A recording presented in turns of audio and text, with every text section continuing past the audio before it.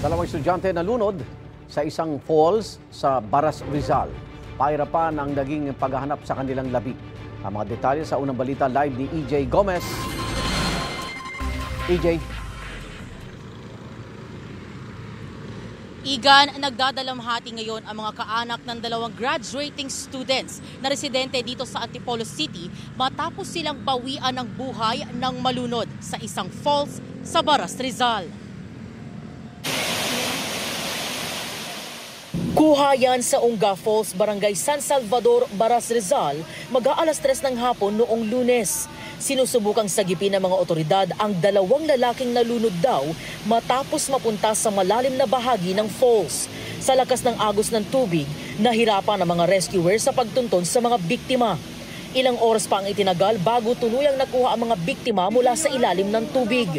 Sa investigasyon ng pulisya, 4 na magkakaklaseng graduating students ang nagkayayaan maligo sa Unga Falls matapos nilang makuha ang kanilang medical certificate para sa kanilang work immersion. Isa sa kanila ang agad na lumusong at napunta sa malalim na bahagi ng falls. Sinubukan siyang sagipin ng kaklase pero kasama ring lumubog. Nakita na lamang siya na nagkakatawag at humihingi ng saklolo. At siya naman po isinaklolohan na kanyang kaklase. Parehas na po sila napunta sa medyo malalim. Sa kasamaang palad, itong 4 na magkakaklase ay hindi naman po pala ganoon na marunong lumangoy. Idiniklara silang dead on arrival sa ospital. 17 at 18 anyos ang mga biktima. Ang lalaking nagtangkang sumagip sa kanyang kaibigan, kinilalang si John Mike Passion na residente ng Barangay Kupang, Antipolo City.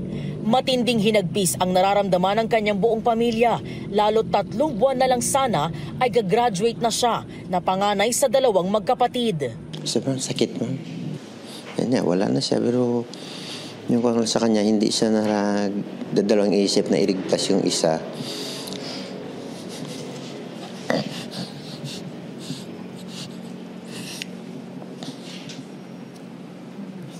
Sorry. Kahit ipapahamak niya. Parang proud na rin pero siyempre malungkot. Mas maganda sana kung nailigtas niya ang sarili niya at saka yung kasama niya.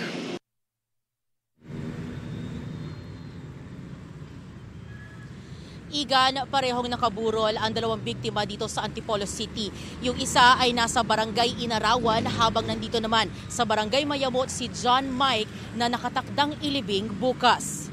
At yan ang unang balita mula rito sa Antipolo City. EJ Gomez para sa GMA Integrated News.